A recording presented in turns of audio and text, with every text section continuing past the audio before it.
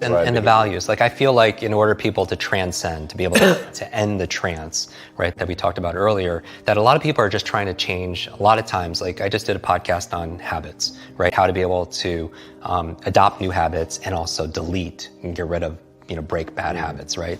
And so a lot of people always want to usually make a change on behavior. They want to get themselves to work out. They want to get themselves to meditate. They want to get themselves to read more each day. They want to get themselves to X, right?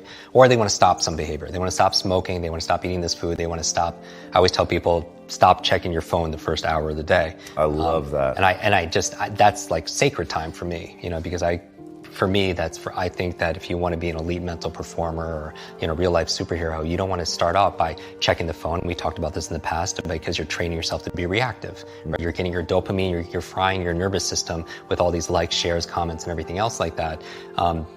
You've said, if I'm not mistaken, you sell your sovereignty. We do. If you start by checking your phone. I love that so much. Because you're reacting and firefighting to everyone's, everything that everyone wants. So you're not really you're not living, you've heard this many times, right? If you want to, you win the first hour of the day to win the rest, you win the day, right?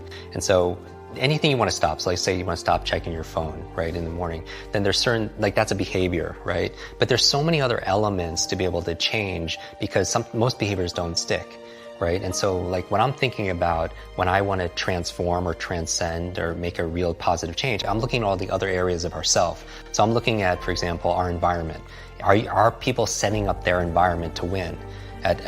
So change doesn't just happen at this level of behavior, but what you have to change the environment. So for example, if you want to stop eating a certain food, it helps to be able to have not have that food in your home, right? So you change the environment. If you want to read more, it helps to help set up your environment where you have the books readily available, where you're going to read it because they perform, how I approach habit change is this area of motivation and this trigger, right? You want to trigger it to help remind you to do the behavior, right? So are you setting up the environment in a way that triggers the behavior that you want? But not only the environments like the when and the where, but it's also behavior is also the capabilities, because a lot of people want to change a behavior, but they're not training in the abilities. What I love a lot about your work and your passion is the area of being able to those acquisition, new abilities for yourself, and also that could also benefit the rest of the world. But most people aren't training those habits and those capabilities. But also another level of change that we need to address. Let's say someone's watching this and they have something they want to change, and it's not sticking. Then maybe it's the environment. Maybe you could check about your habits, but maybe it's your beliefs and your values. Some people will not get themselves to read every day because they don't value reading every single day, right? Some people won't, let's say the behavior they want to change is, we did a podcast on how to remember names. I could teach them step by step on how to remember the name of most people that they meet, yet they won't do it because they don't value it, or because that's not important to them, or they don't believe that they can, right? Just like we talked about earlier, saying your brain is like a supercomputer, and your self-talk is a program that runs. If you tell yourself not go to remember names, you will not remember the name of the next person you meet because you program your supercomputer not to. They don't have a belief that enables that. So when I say all behavior is belief-driven, if you want to do this behavior, whatever it is, journal, whatever it is, then you need a belief that allows that to happen, because that's the program that allows it. So how do you get that belief? Because you're going to feel like you're faking it. Right. And that's where most people stop, right? They think, okay, I get it. I hear what Jim is saying, that if I am able to shift my belief, then I can get a different behavior, but I don't believe it. Yeah. So now I'm just sort of faking it. How do you help people overcome that? Right, and so so some people approach it like this quote where they fake it so they make it, right? So my thing with belief is, like when I do trainings in groups or online, my favorite way of changing a belief is getting them to do something they never thought they could do, because it opens up another possibility. Like what?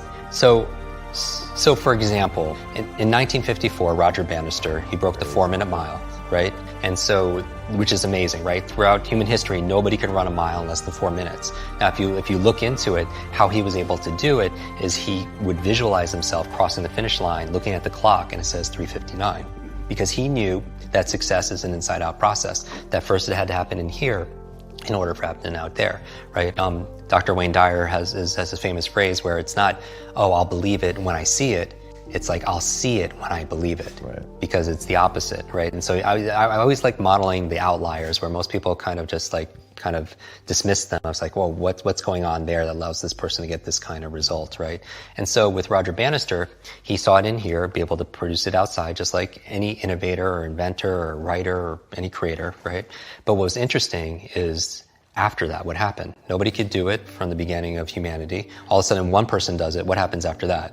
Everybody's everyone starts doing it. And so that's the thing. Now, what happened? Was there a big change that year in, training methodology and nutrition? Or no, it was a change of belief, right? Because the belief back then was if you ran a mile in less than 4 minutes, not only would you die, it was your heart would explode in your chest. And think about that would, and I'm a runner, right? That would keep me not just running, that wouldn't keep me from running a 4 minute, that would keep me from running, period. Right? And so my thing is that was a change of a reference. That shook up a belief. So my goal with people when it comes to learning is get themselves to do something they never thought they could do.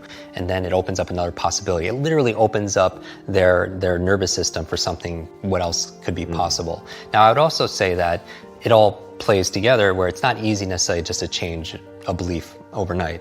Now that could be a belief because it's like a meta belief about what beliefs are. But people, there's technologies like Inception, right? Like a dream of a dream of a dream. But I do believe that we have more power to influence our thoughts and our beliefs. And so there are a lot of tools and techniques out there that are resources. Like when I grew up, we didn't have we had no money, right? I had no education because I was very learning challenged. I didn't know anybody, right? So I feel like it's not, when people that's where they'll go though. When there's a stopgap between where they are and where they want to be, they'll say, oh, I don't have the money, or I don't have the education, or I don't have the intelligence, I don't have the network, or anything else like that. And what as for all incredible success you've had and the value you've created for the world, is that it's not about resources, right? Because we know a lot of people who didn't have any resources that were able to impact the world. It's about our internal resources. And what I'm saying is optimizing our environment, optimizing our behaviors, our capabilities, our beliefs and our values, and our identity, right? At the highest level, our identity, because you can't just change your belief or your values or your behavior even if you don't believe you're that kind of person. That's why I kind of always go to the superhero mythos, because I want people to claim that identity. I call it the superhero you, that version of ourselves that we're not waiting for Superman or Batman or Wonder Woman. It's like you are Wonder Woman, you are Batman, you are Superman. It's just we have to commit ourselves to be able to unleashing that. Dude, I'm a huge believer in identity driving behaviors. I have a hard time explaining to people though how to adopt a new identity. How have you done it in your own life? I think that's the best place to start. My identity, obviously this is a work in progress, right? I would say that I would start with they call it the two smallest words in the English language, but they're the two most powerful words in the English language. It's I am, right? I am, because whatever you put after that determines your destination or your destiny, right? And I think your identity is who you believe you are. And I feel like when we're talking about playing to the edge of our limits and really playing there and living in that place where we're stretching, I do believe, and I get inspired every time I see your Insta story. You're like, it's like 4:30 and you're working out, you're doing your work, but that's who you are, right? You don't have to fight it because you can't imagine yourself not doing that. And that's the level of that I think is what's most important. So I would think about going through an exercise, and I've done this with friends. I've had them sit, or in groups, we do these conferences and such, and I have people pair up with someone they don't know, and what they're gonna do is they're gonna do an exercise, I am, and they're gonna talk about, they're literally gonna fill in the blanks for 3 minutes until I call time. Wow. So you have to go and you could do this right now. Like if you were to fill in I am blank, I would say, I am a student, I am a teacher, I am a son, I am all this. But eventually I'll get to a point where I don't know what else to say. And that's what the real interesting answers come out of, right? Because it's a great way for networking and knowing somebody else. But it also shows us this really big tapestry of our life to the point that we've gotten to right now, where I relate to these aspects of ourselves. And I think it's a nice exercise when we talk about self-awareness being a superpower, really knowing who we think we are. Because if we don't believe that we're a public speaker, or we're a great parent, or we're a great learner or genius, then we'll never be able to reach our full potential, because that will always be the ceiling that we bump up against.